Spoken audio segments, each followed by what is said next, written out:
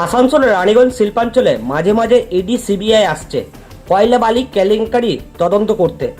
দুর্গাপুরে জনসভা থেকে তৃণমূলকে আক্রমণ রাজ্যের বিরোধী দলনেতা শুভেন্দু অধিকারী। তিনি অভিযোগ করেন হাজার হাজার কোটি টাকার দুর্নীতি করছে ওরা। নদীর পাড় যেমন ধ্বংস করেছে তেমনি নদী শেষ করে দিয়েছে ওরা।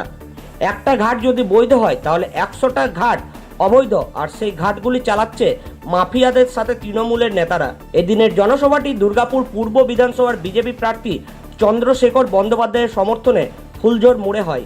এদিন উপস্থিত ছিলেন দুর্গাপুর পশ্চিমের বিজেপি প্রার্থী লক্ষণ ঘড়ুই।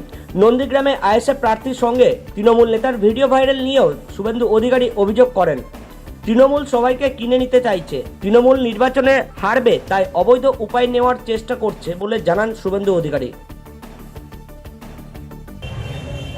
একদিকে পশ্চিমবঙ্গে কাটমানি সিন্ডিকেট, তোলাবাজি, গরু পাচার থেকে শুরু করে এই রাজ্যে হেন কোনো অপকর্ম নেই।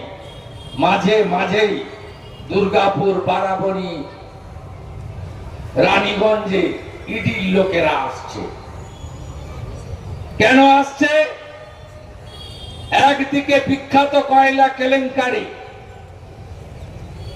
হাজার হাজার কোটি টাকার দুর্নীতি, অন্যদিকে প্রকৃতি মা যে নদীগুলো দিয়ে গেছেন সব নদী শেষ করে দিয়েছে চোর তৃণমূল।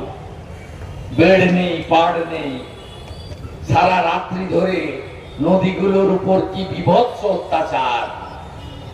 জেসিবি মেশিন, পকলিং, নদীর বেড়ে দেওয়া যায় না, 2 মিটারের বেশি খনন করা যায় না। একটা ঘাট যদি বৈধ হয়, পারভেজের মতো চোরেরা, নরেন মলয়ের সঙ্গে যারা ঘুরে 100টা বেআইনি ঘাট চালাচ্ছে।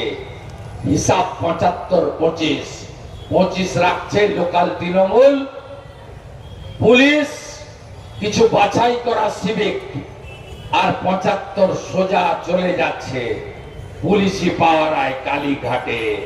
পার্থকেষ্ট, চুনপুটি সব খেয়েছে হাওয়াই চটি। Bureau report, Bangabarta.